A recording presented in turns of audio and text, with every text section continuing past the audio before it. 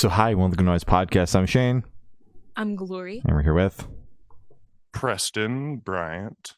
And Mark Glick from the band AJJ. And we have some questions to say about the upcoming album, Disposable Everything. So congrats on that, by the way. How do you feel about the response to the announcement so far? It's good. It's people are excited, which is awesome. It's been a long time in the making. We started it like more than a year, like a year and a half ago. So it's cool to finally like share it with people. Hell yeah. The album rocks. Oh my Thanks. god, yes. Of course. Yeah, I love it. Thank you so much. So, is there any meaning behind the album title or cover art? Well, the album title, it's kind of just as far as I understand it, I mean, I'm not the one who wrote it down on paper, but it's, like we live in this world, this society that's like everything is fast and easy and crap. And we're just generating more and more things that we get that are just going to fill up our houses and then so on and so forth. And that whole fun, existential climate worries and all those things compounded by needing to have more crap in our houses and things like that. Mm-hmm. Makes sense. And the cover art, any meaning behind that? Oh, you had something to say, Preston? Oh, I don't know. Just think about the cover art. We sent the album to the great William Schaff. He's done art for tons of records that we love, and he listened to the album and kind of made his own visual amalgamation of the themes and things. But we didn't, it didn't give him a whole lot of direction. He just got it and nailed it. So we were like, yeah, we're overjoyed with it. Hell yeah. Yeah, it's really cool. The way he works is you just like, if he wants to do art for you, he's just like, I'm going to make something. And if you like it, you pay for it and use it. And if you don't like it, it's just mine. Mm-hmm. Yeah. Yeah. So that's a great way. Like, so that's entirely his own vision for what he heard out of the album. That's I love awesome. that. Hell That's yeah. awesome. Mm-hmm. So can you tell us a little bit about your writing process for this album? You want to take it, Sean, or should I should I just call you Sean? Speaking of songwriting, I mean, that's the default answer when somebody asks about songwriting. It's like, hey, Sean, you want to handle this? But yeah, the process for this one was so neither of us are the main songwriter. So the way that it works in general is that Sean, the lead singer, he writes a bunch of songs on an acoustic guitar and then exposes the rest of the band to a bunch of various levels of production, skeletons of songs, and then we kind of just hack away at them until an album is formed. So for this one, given that it was all pandemic-y, we actually had like weekly video chats to like focus in on certain demos and like talk about them, and like we really did like a lot of pre-production, I guess. We had a producer on this record, David Yurkovic, who was also like hanging out on those video calls, and like we spent 3 months maybe just like all separately in our houses planning like and talking and just like sort of nailing down what the vibe of the record would be based off of these really minimal skeletal demos. And then we all got together at Sonic Ranch for a week and tried to get as much of that recorded onto tracks as we could. Hell yeah. So although Sean is like the main songwriter, it's still a very collaborative process with like the whole band. Yes, especially when it gets to the the demos that he does, usually like what the unit for him is like how the words fit with the chords, and but as far as like what shape the song is going to take, it could go, they can go any which way. And harping on what Mark was saying, with the weekly Skype meetings and everything, this was definitely like a little bit, you know, recorded under the influence of COVID, and that normally we would like get together and run things through, but like with this one, things being what they were, we we would talk about like 2 or 3 songs a week and be like, yeah, I could, let's kind of go with this kind of vibe, or maybe some of us would like make further demos to show ideas that we had. But then our grand plan was that we were going to get together a couple days before the studio session and just kind of run things through that we had all talked about and been working. But then somebody got COVID, and so we had to cancel that. And we showed up. We showed up to Sonic Ranch outside of El Paso, which you could talk for an hour about just the wonder that is Sonic Ranch. But we got there with no preparation together, which was incredible. Like it was awesome, because there was no like sense memory of like, oh well, this is the lick that I play, or like this is the fill that I play.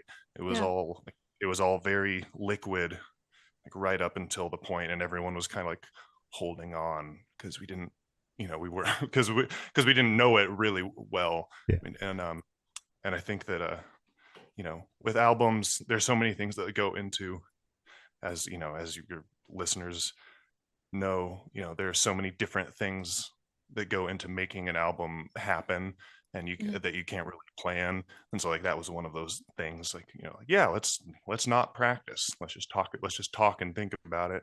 And but it ended up like, I think it ended up serving the recording, and like kind of giving a sense of urgency, because we didn't have anything down to memory yet. Makes sense. So I'm glad it all worked out for you guys. Yeah. Would you guys say that you adapted quickly or easily to the kind of separate writing process through Skype? What do you think, Mark? I think so, because historically we've been scattered all over anyway. Okay. So like it's not like the lack of rehearsal and like knowing we couldn't get together. That's definitely a new thing that we had to adapt with. But like throughout the life of the band, like Sean lived in the Midwest for what, 6-7 years now. He moved back to Arizona like as of last year is the first time in like a decade that the majority of the bands lived in Arizona. So like we've definitely like, it's just been incrementally improved over the years as far as like we're all getting better at home recording, and we're all like hopefully becoming better musicians and working better with each other just by virtue of time and doing it more. So like I think we were able to better flesh out a lot of like ideas and having a better like shared musical vocabulary as far as like being able to effectively communicate what we thought and what we want a thing to be, as opposed to like 2014 getting demos or 2013 getting demos for Christmas Island from Michigan, Preston's in California, rest of us are in Phoenix. Like that was there was talk, and then there was like 2 or 3 weeks of rehearsal in person for it, but like this is kind of just an evolution of that. Yeah. Okay. Fair enough. That's good. So what song off this album took longest to write, and which one is each of your own personal favorite? The one that took I think that Sean would be the final word, but one that kicked around for a long time is now known as In the Valley.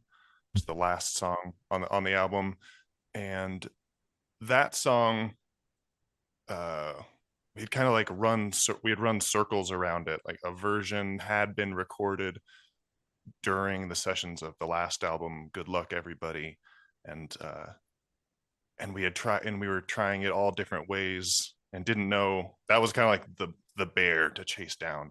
And we were trying it all different ways and different vibes and like different levels of energy. And oh yeah, going back to the album, we did like, the initial recording at Sonic Ranch for about 10 days, and then later we got together at a small studio in Tucson, Arizona, and did about a week of overdubs.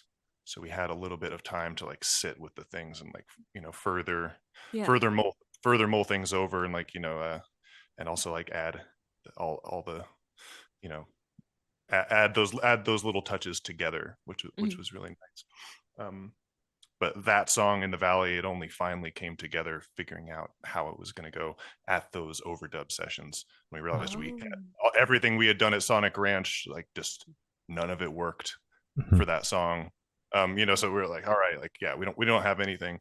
And it started over then as just, is like, okay, like, let's just make the frame of it like a really quiet ballad. And that ended up like unlocking it. And then from there it flowed out. But I don't know, now listening to that song, it like sounds like, to me, it like sounds pretty like easy and relaxed. But the process of getting to that easy, relaxed sound was anything but. It was like, we don't know if this song can work. Like, should we just say, screw this song? And favorites? I haven't really picked a favorite. It's because this record is just like all over the place. I think like it's kind of like flipping through a radio station. So like, I mean, as far as like playing, I think Strawberry probably is, we've performed that one a bunch, and that one's definitely like my favorite to play so far. Yeah. I think as far as like the record goes, I like the urgent, fast stuff, like Death Machine's up there. Like that's my sort of vibe. But there's so many like unique moments on it that I'm just like, it's hard to pick a favorite, but it's like, oh, the part at the end of Thought of You is like, oh wow, that's really something that we did. So it's more just like the acrobatics and the risks are like really what jump out more so than like a complete song. Maybe because I've been so deep in thinking about this record for years at this point that I can't like step back and be like, this is an enjoyable song. Maybe I can answer that question in like 6 months. Fair enough. Yeah. Album's not even out yet. You're good. And Preston? Yeah, on the live front, I agree with Mark. Strawberry probably is incredibly fun. I don't know, there are just too many bangers on it. They're all hits. How can you choose? One of them that I'll mention that I wouldn't say it's my favorite, but it like holds a little bit of a special place in my, is the Moon Valley High. Was I don't know, that was a fun one to work on, and it's like a little bit different. It's a little more synth heavy than a lot of the other songs, and I don't know, being able to do that, like, with the synths and playing around with that arrangement of the song was really fun. So that one holds a special place, at least in my heart. I don't know if I could say it's my favorite, but I think David referred to that as Preston's opus. All right. I wasn't gonna say that, but no, that's what I'm here for. So would you guys be able to tell us where your headspace is at while you're writing this album? This was like a huge release from pandemic lockdown. Like, obviously COVID is still around, still doing bad stuff to people, so I don't want to refer to it as over or like the pandemic time, but so lockdown, like, this is a great, like, there was like a maximalist approach, and everyone, like, I was just excited to do this because it was like, all right, we've done some covers and some weird stuff where we all record our parts and like email them around and stuff over the last few years. And we did these video calls and stuff like that. But like, there was this like, it was a very exciting, like, just a release of all this pent up everything, like to be able to like collaborate in a room maximally, like everybody gets to do their thing, like no, you know, we kind of as far as creation of stuff goes, we all kind of embrace the idea that like it's faster to let someone try their thing and see if it works than it is to say no to it. Mm-hmm.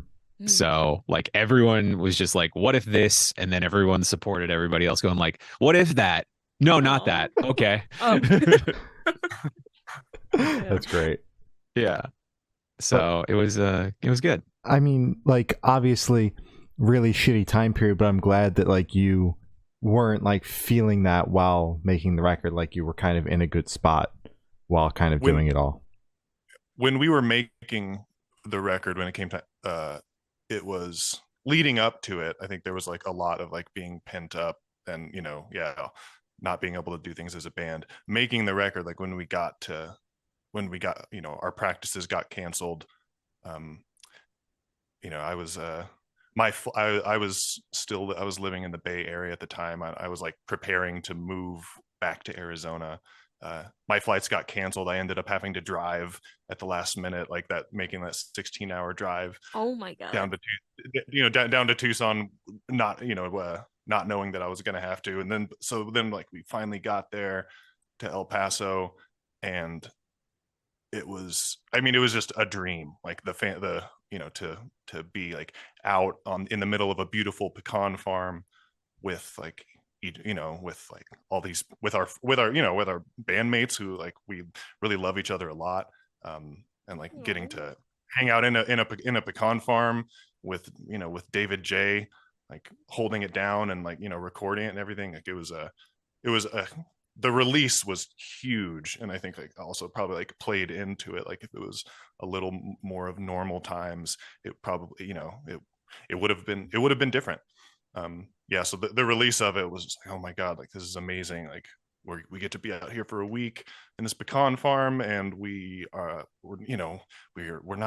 just hanging out with us, or we're not wearing masks, and we're not like in the cities. Mm-hmm. Mm-hmm. It was beautiful. It was making it itself was so much tension, and then just a giant release.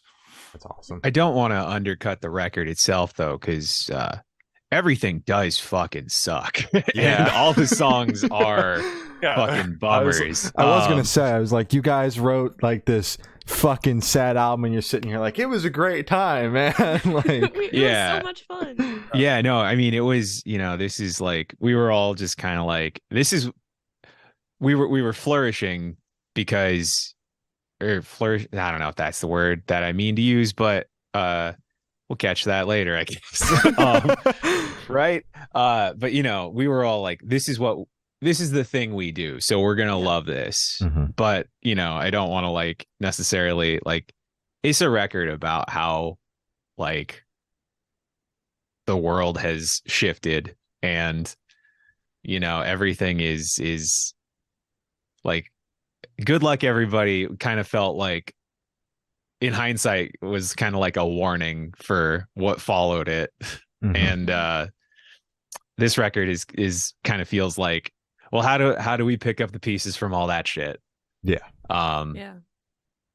Like, yeah, you know, the band has always excelled at like the happy sad combination, you know, like either happy music with sad lyrics, or so like, you know, songs like Death Machine are like, there's a demo out there that's like total like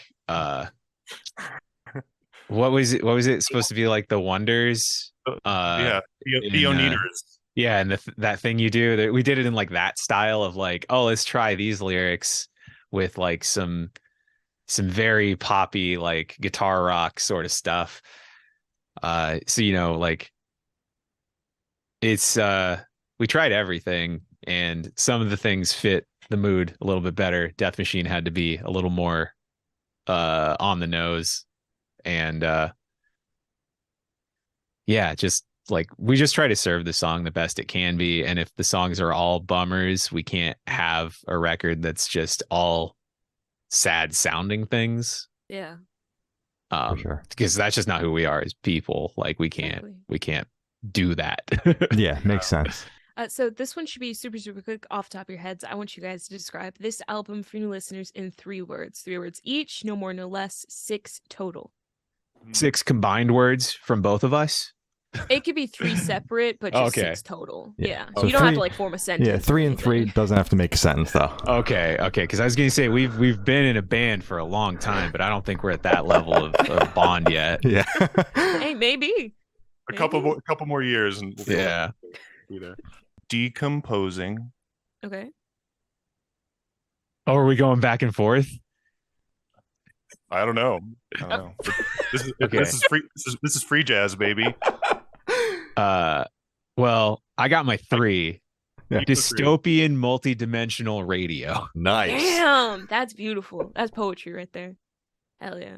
I don't know if mine's quite as poetic, but I'm going to go with decomposing maximalist nuggets. All right. Nuggets. Sounds Hell good. yeah. Yeah. Fuck with it. Yeah, that's awesome. So can you guys talk about any particularly challenging or standout moments from the creation of the album? Well, besides canceling all of our practices because of COVID, Yeah. and writing the record over the internet because of COVID, it's a very COVID record. Yeah. But, like time is always the biggest challenge, I think. Like, so like money and time are equivalent things in this. If you have more money, you get more time. So like one of the challenges in the creation of this was definitely like I think we had 7 days at Sonic Ranch, and I think it was originally like the plan was 3 days of practice, 7 days at Sonic Ranch, which got condensed to 7 days in the studio. And by like our producer like didn't sleep. He was just like work, trying to get everything done. He's like, you guys have all these songs and you want to do all this stuff. We're going to have to do like, we were working like 12-hour days, which that place is conducive to it because it's a farm. You stay in like ranch style housing. It's like you go there, you live that recording session until you're done. Like you wake up, you walk across a dirt road, you're in your studio. So like, we were doing 12-hour days, which really just meant that all the band members were doing like 8-hour days and David was doing 12-hour days. And by day 6, he's like, all right, so we got to book another session later, which was actually good. Like Preston mentioned, we were at St. Cecilia in Tucson, and like that was coupled with this sort of approach to previous records where we'd worked with like John Congleton. We would do that sort of thing, except we would leave with a finished record. So like there would be this much more intense, like we have these songs, we have to get this done because we're going to leave with it mixed. Whereas this one, like in reaction to that, which I think was a huge benefit, was like consciously thinking like, we're going to take way more time with this. We're going to do we're going to do as much as we can at Sonic Ranch, then sit with it, then do more, then sit with it. So that kind of that's how we attacked the time problem on this one, I guess. Okay. Obviously it sounds like the original plan, because the session was kind of added on later when you guys didn't kind of hit all of the songs in the first go. Is the plan always to kind of go in and like do more songs than there are days in a week? Like just because like we're talking about this is a pandemic record, you guys have all this time, but then you say we're going to go in and do 14 songs in 7 days. Like you don't have to leave for tour in a week. Like that just doesn't compute in my head. Yeah. Like is that always kind of how you guys go at the studio? Yeah, I think so, especially when we are in a studio, in a proper studio. Like at this point, we've been doing this long enough that all of us have like good home recording setups. Mhm. So, if there's something like really, if there's, we can record ourselves, and if, and we're able to make that happen. But yeah, when we go into a studio all together, it really feels like, all right, like this is crunch time. Like, let's make them, the more that we can get now with all of us together in the same room, it will be, will be better. Okay. Yeah. We'll add a little something to it. So yeah, definitely try to hit it as hard as possible. And yeah. Okay. Makes sense. Yeah, collaborating in person, like everybody has lives and families, and we all live in different places. So like, I think part of it is like we always want to bite off more than we can chew, because when you're paying for a studio, like the more you can get done, the cheaper it is in some weird like mental gymnastics. Yeah. But really it's also about maximizing the in-person time, because like we're not a great long distance collaborator band. Like I'm sure there's some people who have like done incredible records just with the back and forth and stuff, but like we use it as a bandage until we can get in the same room. Gotcha. So I think like it's better to have too much stuff to do than too little also. Like you don't want to go to a studio and be like, all right, we got all 8 songs done, so I guess we're wasting $1,000 on the extra time. Yeah. That makes sense. Yeah, that's fair. And there is some psychological benefit to it too, because it forces people to be less like precious about things, where it's like you can either stand your ground and die on this hill arguing about your guitar part or your like the bass part for 3 hours, or you can just like be like, okay, sure, let's move on to the next thing. So like that urgency really drives a lot of decision making in I think a good way. For sure. Absolutely. And it is interesting to me to hear a band that's been doing it as long as you guys talk about like how if you're in a studio for less amount of time, it costs less money, because that feels like something that like a band recording their debut album is concerned about, not a band that is as far into your career as you guys are, I mean, yeah. We just like we love incremental, like maximizing everything, Fair enough. Yeah, got that. We got that punk damage in our brain. We got like we're in the studio. We got to get everything we can. Yeah. I mean, we're DIY like top to bottom. Like we had a huge debate about like how much our shirt should cost, whether it was $20 or $25. $20 shirts are dead, unfortunately. And then we get to the shows, and then people are like, "Oh wow, the last shirt I bought was $50. These are so cheap." And we're like, "I'm sorry, it's $25." So like we're extremely like trying to make it work as punk as possible. Yeah. So for this question, I want you to picture you're on tour. You're at a gas station for a rest stop. You're going in. What is your snack of choice? What part? Can I ask what part of the country are we in? Because I'm okay, if depending on where in the East Coast, how far south we are, I would get some hot boiled peanuts. Okay. No. Like I had boiled peanuts for the first time like last week. I swear to God, almost threw up. I thought, oh my God, but I'm so sorry. You enjoy your peanuts. I'm gonna let you have that. I'm so sorry. It's more for me, I guess. Exactly. Enjoy. Glory's not gonna be stealing them from you. You're good. Well, you're good. Were they? I mean, yeah. How fresh were they? Maybe so they're supposed to be fresh. No. I think the less fresh they are, the better Oh, you ate canned ones. Oh. I read canned ones. Glory, come on. Okay. Do I have to? I saw like bags of it. Am I supposed to eat like a brown paper bag of it? That sounds fresher. That sounds fresher. But in some gas stations, like in the South, they have a side which is like they have 2 crock pots of peanuts that are boiling in like a brine, in like a, and one of them is just briny, salty, and one of them is spicy and has like a bunch of peppers in it. So you take out, so yeah, they're like hot and steaming, Yeah. and the shells are like are already wet, and you pull it apart, and it's like so yeah, it would have to be that one. A bag, a bag or can of wet peanuts. I would not. That would not be my go-to. No. Okay, I'll try again.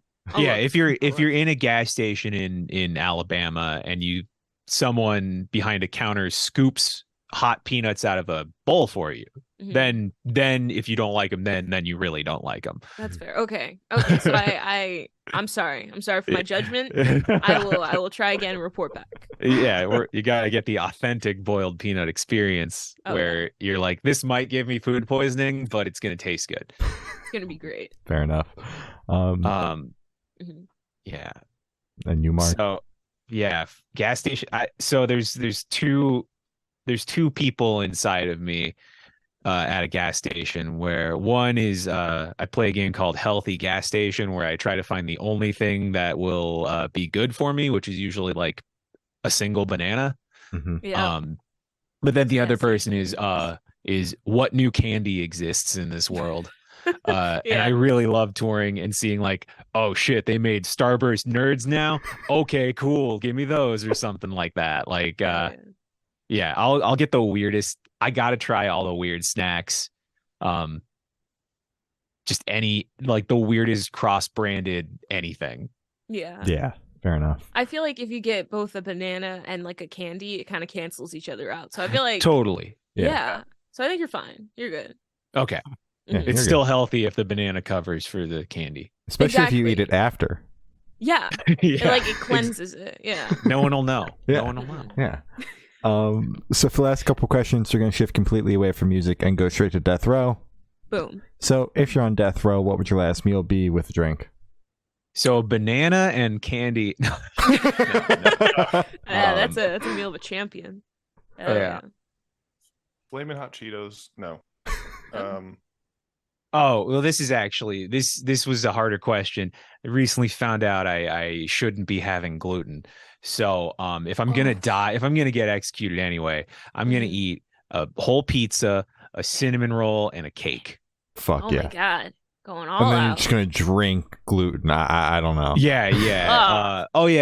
Just like several beers. Yeah. Mm-hmm. There you go. And because if they're gonna execute me anyway, I'm gonna go out with the worst feeling body possible. Just let the gluten kill you before the exactly. injection. Yeah. Yeah, no, I would love a really good pizza. Hell yeah. Okay. I would go for, I think I may need to have just a very fine vegetarian burrito. I think that would send me off right. And maybe for a drink, I might get really fancy and have like a Vue Carré, which is like a New Orleans Manhattan kind of thing. Oh, so I'd have a burrito and a Vue Carré, and then I'd be at peace. Sounds good. All right. Hell yeah.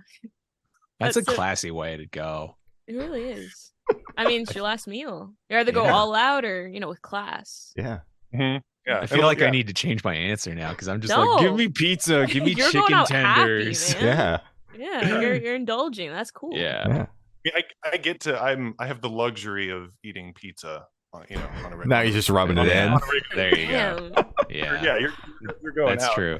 You gotta get yourself some pizza. Mm-hmm. So if you could live in one fictional world for a week, where would you live? Ooh. Oh, that's a good question. I didn't prepare for this one. Ooh. Most of the worlds that come up are like some of the first ones are all like Philip K. Dick worlds. And it's like I don't want to be there. Like I don't actually want to be there. I don't want to be in a Philip K. Dick world. I don't know. I may a little bit in Middle Earth, man. Like okay, yeah. I feel like going to Middle Earth would have transformative, lasting effects. It would. I mean, would you say with the hobbits though? Because Middle Earth is not a happy place. It's not. It encompasses all that is. Yeah. Yeah, but I'm kind of down for that too. Like already. Oh, nice little adventure. Okay. Yeah, but have a proper adventure. Mm-hmm. See what happens. Okay, that's fair. I think I would spend a week specifically at the cantina in Star Wars. Oh, hell yeah. Funky music. I love Yeah, it. exactly. Watching the Yeah. band of like Mhm. weird aliens doing weird shit and like Yes. avoiding eye contact with everybody else. Mhm. It's so much fun. All right. Yeah. Maybe in hindsight, it's not the best answer, but like, I don't know, maybe the walrus guy will cut my arm off. I don't know. You never Sounds know what cool. to expect. Exactly. Yeah, exactly. Yeah. Something new every day. Hell yeah. So I have the honor of asking the last question. Every single person that we've spoken to have said that it is the most important question. What's your favorite color? Black. Also black. So if you guys had to choose like actual colors, what would it be? Maybe purple. But black is the only color. It's like, it's the it is the color. It is all the colors. It has it all. But if we're gonna go for hues, yeah, Okay. maybe a purple. Maybe purple. Okay, that's fair. I respect your black argument. That's fair. I like a nice like green, like a. So I mean, I'm trying to describe this because I was going to show you guys, but I realized this is a podcast. No, the video gets published. Yeah, we have visual, okay, yeah. So this color. Now the people who are seeing the video can hear how bad I'm going to describe it. Like a cyan, turquoisey, cyan. Yeah. Like a nice, like kind of deep green, bluish, but not too light. You'd think for a favorite I'd have a better description, but it's vague. That's good. No, That's good. You're good. Fucking with you, that's good. I got asked what are y'all's favorite colors? I don't know if you got asked that every time, but I don't know. I want to know. So I'm in the boat of black as a color, so that's my go-to. But since Gloria doesn't agree with that, I do very much enjoy purple. Mm-hmm. Right. And my favorite is yellow. Wonderful. Hell yeah. Yellow's good. What kind of yellow though? Like the brightest of the bright. Yellow duct tape, that color. Okay. Mm-hmm. Mm-hmm. Hell yeah. All right. Well, as I said, that's all the questions you have to say. Is there anything that you guys would like to plug? Disposable Everything, the new hit record by the band AJJ, comes out May 26th on Hopeless Records. You could pre-order it.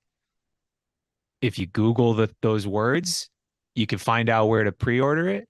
We're going on tour. We're opening a bunch of dates for the Front Bottoms. Those are sold out, so I don't know why I'm plugging them. Then we're doing a bunch of headline shows on the East Coast at the end of May, early June.